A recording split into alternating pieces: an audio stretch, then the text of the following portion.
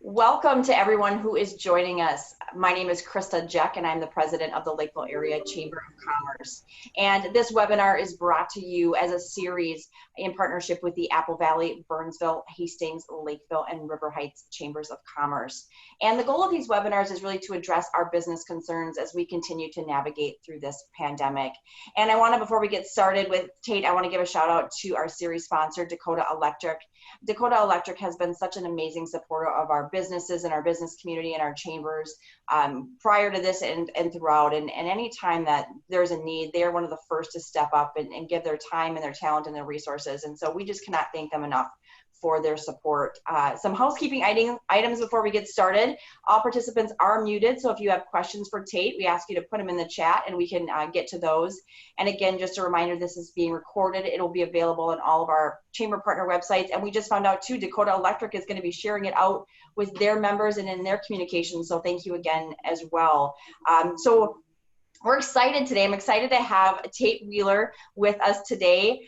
Tate is a small business owner. He owns Title Boxing right here in Lakeville. He's an entrepreneur. He's a master personal trainer, a podcast host, a certified strength and conditioning specialist. And somewhere in there, he managed to get married and have 3 kids.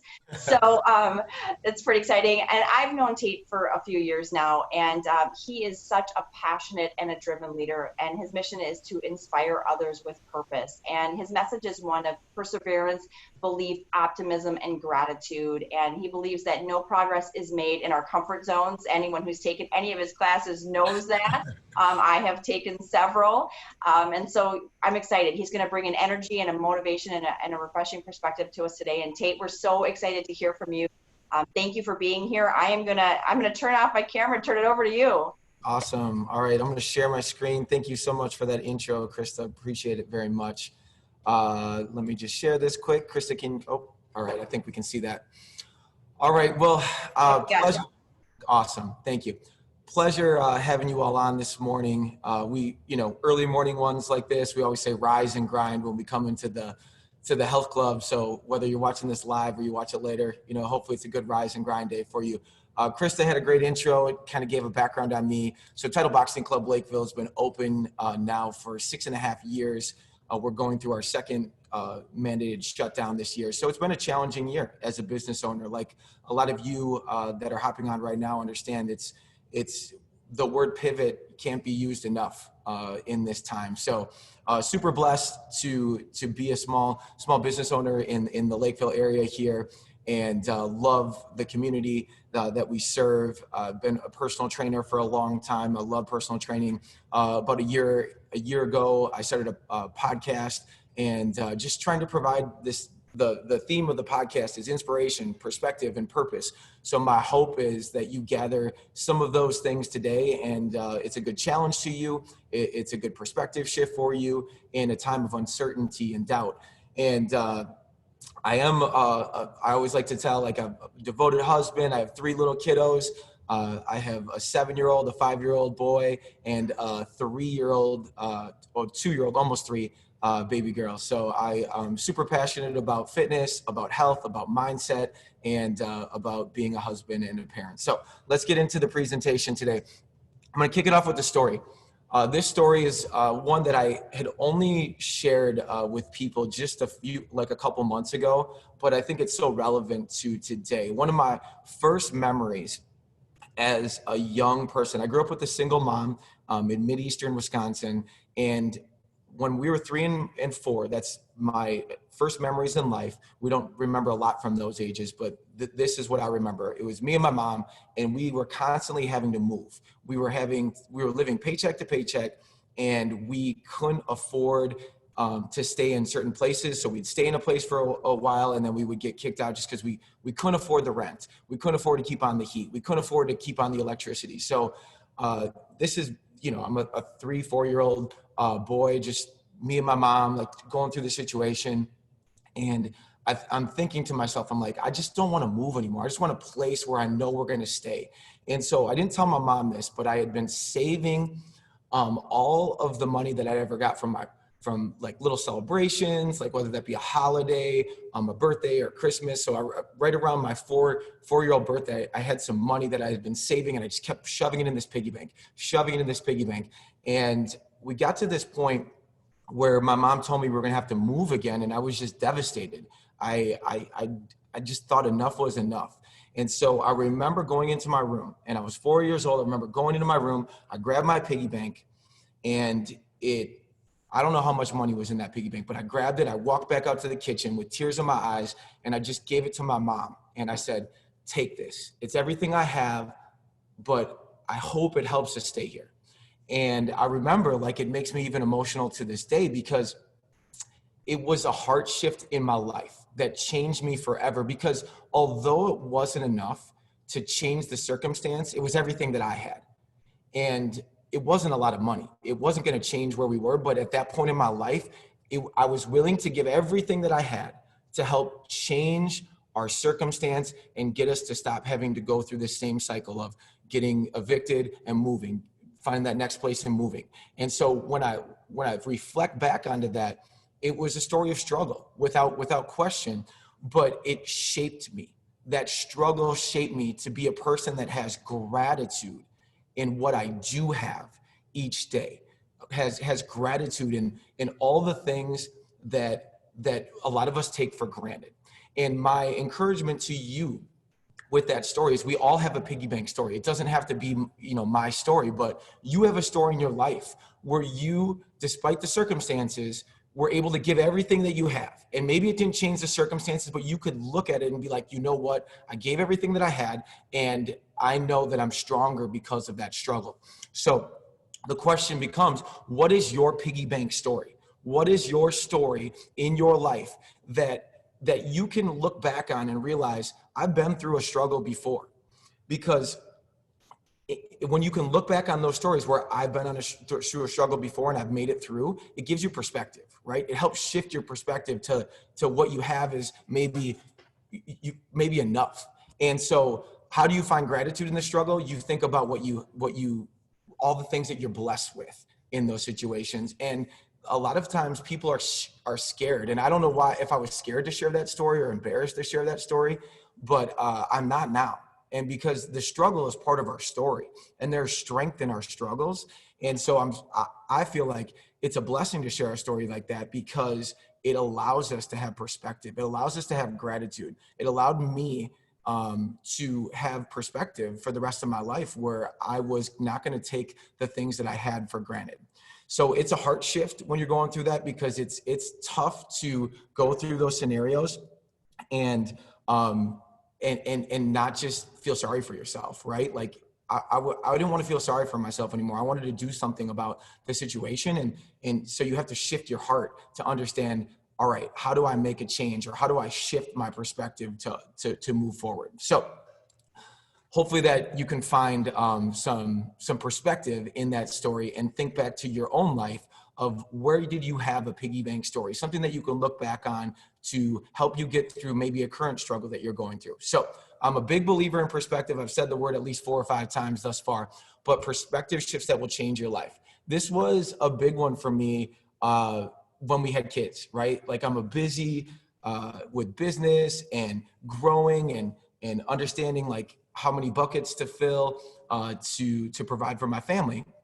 And I caught myself saying, I have to. And all of us have done this. You probably have either done it last night at some point, or already this morning. I have to go to work. I have some have to's. I have to go to work. I have to drive my kids to practice. I have to make dinner. I have to go work out. I have to eat healthier. I have to put my kids to bed. You fill in the blank. And I caught myself. It was like another heart check, right? Like, I caught myself. Why do I keep saying I have to? If we can just do one thing, if you remember one thing from this presentation, the next time you catch yourself saying, I have to fill in the blank, change it. Just change that wording to I get to. Because when you change the wording to I get to, it changes how you receive it, how you think, how you have gratitude, how you have perspective. So instead of saying, I have to go to work, you say, I get to go to work. I get to provide for my family. Instead of saying, I have to drive my kids to practice, I get to spend extra time with them. I get to make dinner. I get to have dinner with my family. I get to take care of my body and work out. I get to fuel my body and eat healthier. I get to tell my kids I love them instead of, oh, I have to put them back to bed. I have to read them another story. No, you get to. I think the biggest shift for me when I caught myself on this, it's like what I take for granted, someone else is praying for. We're in a season of so many struggles and I think our kids can teach us that. For any of you parents listening, it's like, this has been a struggle for us. No question. It's been a struggle for us, but it's been a struggle for our kids too. And when we can get like, I get to do these things instead of I have to, it changes our heart. It's that heart shift that we're looking for, because if without that shift, we're gonna miss moments.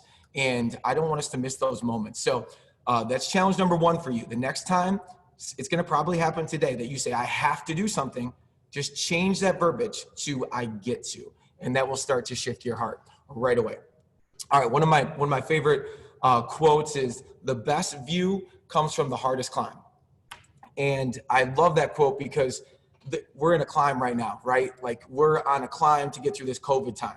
And so many of us are focusing on, when is this going to end? When is this going to end?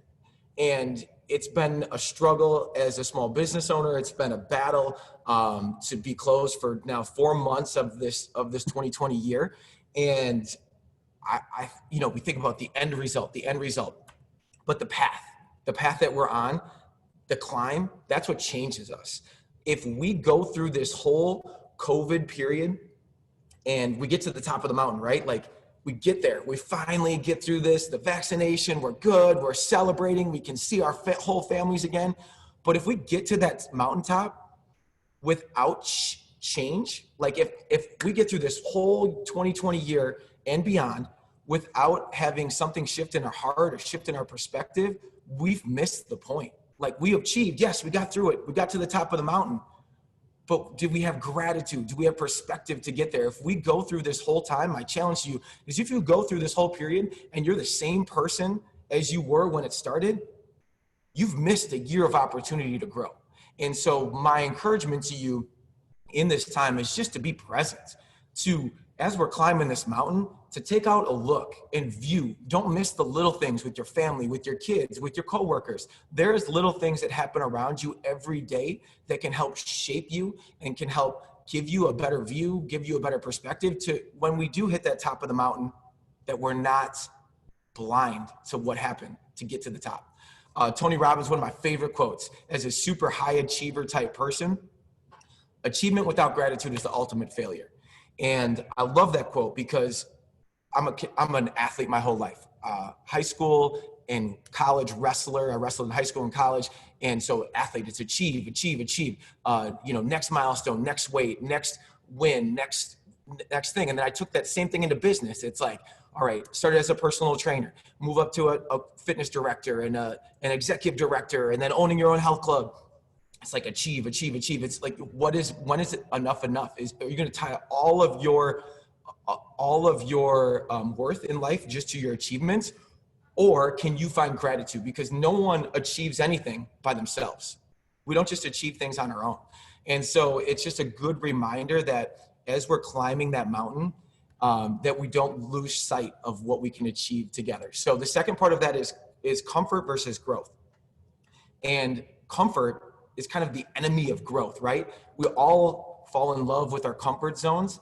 And right now is not a comfort zone. My wife's a super big introvert, and she is not minded, besides not seeing her extended family like her mom and her dad, she has not minded this too much as far as this whole quarantine period. She's an introvert. She likes to be at home. She likes to be all those things. We didn't go out to eat a lot because she likes to cook meals and all of those things. But the comfort zone is kind of our enemy in this time. Like, we can't fall in love with our comfort zones. If it doesn't challenge you, it doesn't change you. I say that on a workout side of things a lot, but that's true for a lot of aspects in our lives. If it doesn't challenge you, it is not going to change you. And without struggle, there is no progress. Remember that first piggy bank story? I have the sun coming in my eyes right now, so I'm going to be like dodging this as we go in there. So stay with me if I'm bobbing and weaving boxing style to dodge the sun. But if you remember my first story from the piggy bank, without struggle, there is no progress. So the struggle is part of our story. Let's not be scared to admit our struggles. That makes us real. That makes us authentic. That makes us genuine. And we have to understand that there's growth in the struggle. There's progress in the struggle. And I think that's an important reminder. So on to the next slide. If you have comments along the way, something that, rings a bell, you have a question, you want me to elaborate on something, feel free to pop that into the chat. I'll make sure I keep an eye on that as well as we move along here. Best 2 ways to keep your optimism. So my rule number 1 is in my phone, I have a reminder that hits at 7:30 every morning. And maybe you're an earlier riser than that.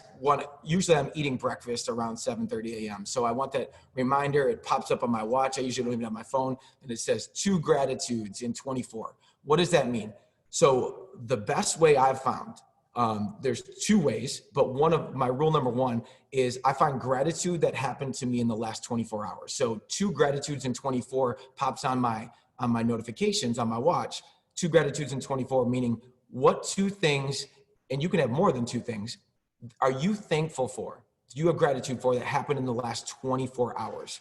So the reason why that's so important to me is because oftentimes when we think about gratitude, a lot of times people hear like, you can always control your attitude and your effort. And I love those 2 things. You can control those. But a third thing, I start my day with gratitude. And that shifts my mindset and my perspective right from the get-go of the day. And so 2 gratitudes in 24, what happened in the last 24 hours, at least 2, that you are thankful for. It allows you not to miss the little things that happen. Maybe it's a moment with your kids, a moment with your spouse, a moment with a coworker, something that happened at the store, something that you can be thankful that happened in the last 24 hours. So 2 and 24. I encourage you to pop that as a reminder in your phone at some point in the morning, where you can reflect and be thankful for 2 things that happened in the last 24 hours. My second thing that I'm very in tuned on, that I stay optimistic each day, is I try to trade my expectations for appreciation. So my rule number 2 is show appreciation to at least 1 person daily. Now that doesn't sound hard, but it does have to be purposeful. So I have another reminder on my phone at noon each day to say, it says appreciation. And it's just a check. Have I showed anyone appreciation yet today? In my case, I try to show many people appreciation. But let me just talk to you about as a business side of things, as I have a line through my face right here. I need to get a curtain up right there. There's just like 30 minutes in the day. I thought we would maybe just get through it, but thanks for balancing me out here on this sun right through my eyes here.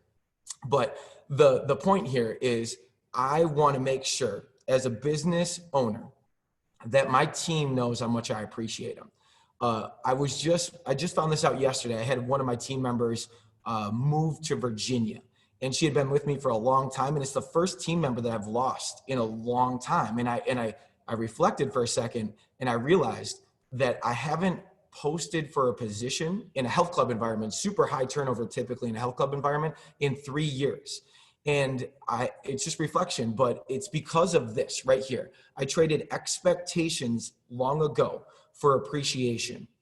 And that means that if you really want your team to stay with you, if you really want to grow them, you show them appreciation. If you want to fix the turnover problem you have in your line of work, appreciation is the answer. Showing your team appreciation. Everyone has heard the saying before, but people don't care how much you know until they know how much you care. Someone that will work much harder, much longer, much more positive, with a positive attitude for you, if you show them appreciation. So such a huge part of the day-to-day in understanding those things. So those are my 2 best optimism tips. I would encourage you to put those into into the chat. I was just looking at the chat right now. I see Bob hopped on. I will connect with you on that towards the end there, Bob. So good stuff. All right, next slide. Next slide. Maybe I'll put this up here. I don't know if that's if you can see me any better. All right, maybe a little bit better. All right, adversity mirror. So one of my favorite things to talk about is adversity, because we all face adversity. I'm just gonna get a time check here. We're doing good. All right, adversity mirror. Adversity introduces you to yourself. So the crazy thing about adversity is it's like a mirror staring right back at you. And when you face adversity, we've all done it. I've done it as a parent, probably yesterday. I think even like last night, like you start to lose your patience with your kiddos. They're just going crazy. And you just think about like, all right, how am I going to handle this situation? Am I going to get frustrated? Am I going to get upset? Am I going to yell? Or can you choose something else, right? So adversity introduces you to yourself. And I think the one thing that was in my way for a long time is my pride, right? When you're an athlete or you're growing up, you're very prideful. You let that pride get in your way. And that pride can be such a killer of your progress in life. And it makes you quick to just not think about the other side of things. You're just thinking about, well, I'm not wrong. Like I'm right. I know I'm right in this situation, but that's your pride talking, right? We can always find a way to spin things differently. We can always find a way to take ownership, and it's pride and ego. If there's two things that get in our way of why we're not moving the ball forward, why we're having this agreement with somebody we know in our life, a family member, anything, coworker, it's our pride getting in the way. What can you do to check your pride, to check your ego, and move the ball forward? And most of the time, it's just admitting to some fault in the situation, some fault in the scenario. Progress. I'm such a big believer in progress. Progress has very little to do with speed. Not everyone. Many people think that progress is all about how fast can I go? How fast can I go? How fast can I go? Progress has little to do with speed and everything to do with direction, right? So it's like a shift.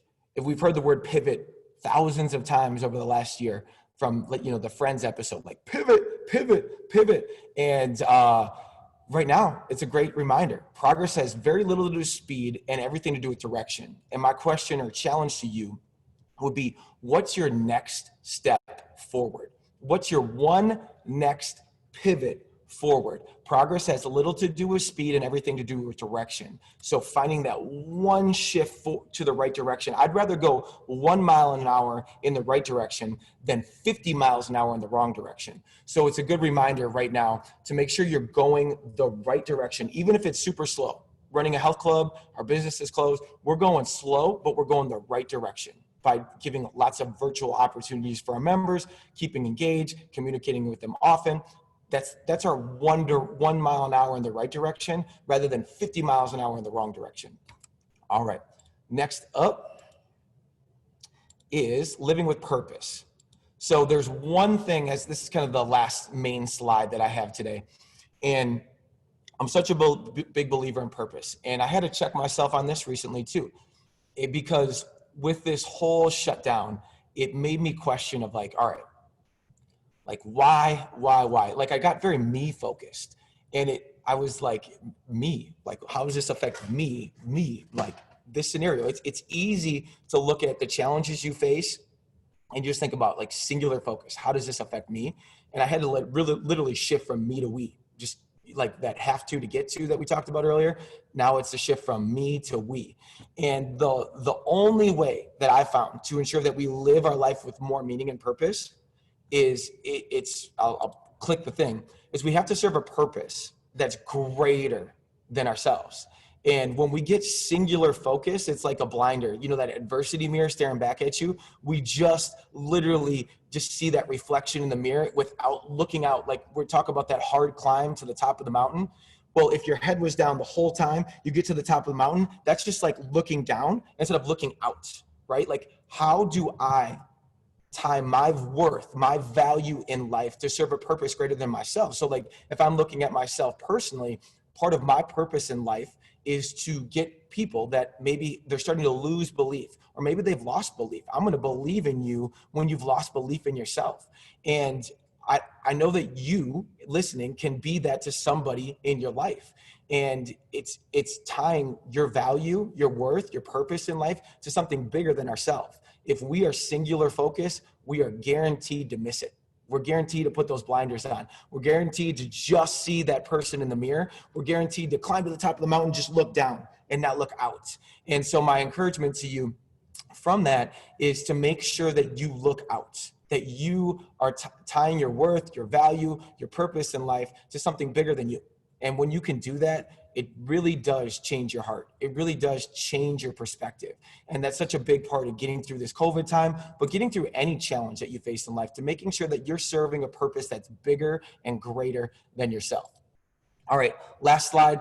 I was going to pop a link into the comments section to stay connected with you all. If you wanted to have more information, more free content to put out there, I have a podcast, social media, and LinkedIn. We can connect there. You can always shoot me an email if you want to do anything, follow from there as well. I know that Krista told me about 8:25, let her hop back on. I see her face. So I'll let you hop back on in that, and I will type that link into the comments section. And maybe, Krista, maybe we can share that link out to the group maybe after. Is that possible? Absolutely. Absolutely. Okay. Tate, we can do that. Yes. And I didn't know if you did have a question in there from Bob, just about, did you want to take a quick second to talk about the Parkinson's?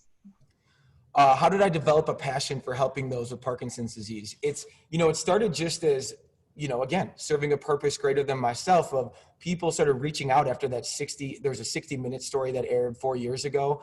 And my phone just started ringing, and it's like, do you have a Parkinson's program? And I was like, no, we don't.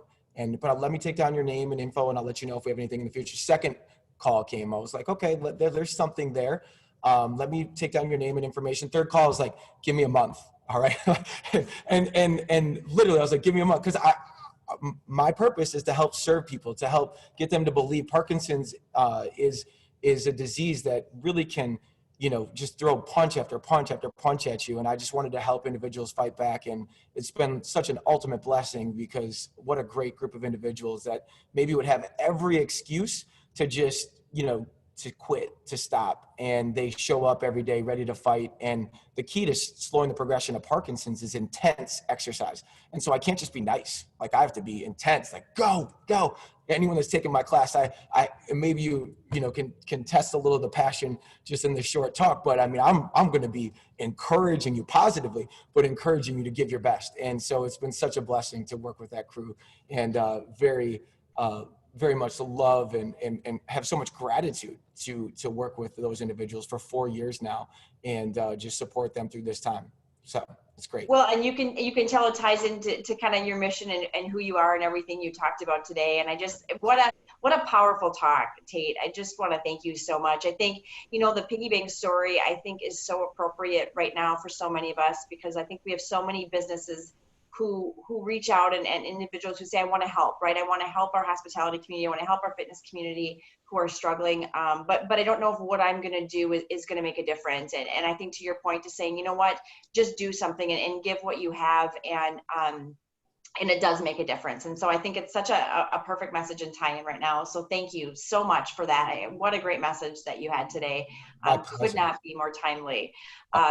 There's one more question in the chat. Yeah. Did it come in? Oh, sure. Yes. And the question is, if anyone cannot see this, how can I help inspire someone who is resistant or stuck in their ways from being depleted, feeling of defeat, especially in this time we are in, not to seem preachy? And I think the key there, similar to what you were just talking about, Krista, is like, that person has overcome a challenge or a struggle in their life before, and it's reminding them of, hey, do you remember, when you got through this time in your life? Like you want to ignite their fire by just throwing some like lighter fluid on why they exist, like what they have gotten through, what all the adversity that they faced before. Like, that's what my challenge to you is what is your piggy bank story? Is like, everyone has that story of adversity that they've overcome. And sometimes you need to just like ignite that fire again. And the second thing in that situation is to just remind them how much you care about them and how much you love them is such an important aspect, because everyone wants to feel loved. Everyone wants to feel appreciated. And maybe it's something they did for you at some point in life. If you can bank on that story of like, hey, remember when you were talking to me through this struggle that I had, that really helped me get through this. I just want to know how much I appreciate that. And you can leave it right there, but that's going to ignite something. It's going to just give a little heart shift in their body at that time, and that can start to shift and move that ball forward. Oh, that's such a good message. Great question. Great answer. Really Thank you question. so much, Tate. Again, we can't thank you enough for being here. I also want to again give another shout out to our sponsor, Dakota Electric. Thank you so much for sponsoring this series. And just to remind everyone that this is brought to you in partnership. It's a real-time solutions series, and it's in partnership with the Apple Valley, Burnsville, Hastings, Lakeville, and River Heights Chambers of Commerce. Next week, we are going to close out the year with a fun one. It's called Laughter is the Best Medicine. We actually have 3 local comedians, Scott Catterlick, Peter Borchers, and Karen Pickering, that are going to be here. They're going to be talking about the importance of laughter and humor in the workplace. And I think it's going to be a great way to kind of send us into those couple weeks of the holidays, close out the series for the year. And then just a reminder, we'll pick back up in January. So if there's other topics that you want to know about, please let us know. And Tate, now we get to go to work, right? Tate, go to work, right? Get to. Absolutely. So everyone, thank you so much for joining us. Have a great day. Tate, thank you again so much. Have a good one. Thank you, everybody. Bye-bye.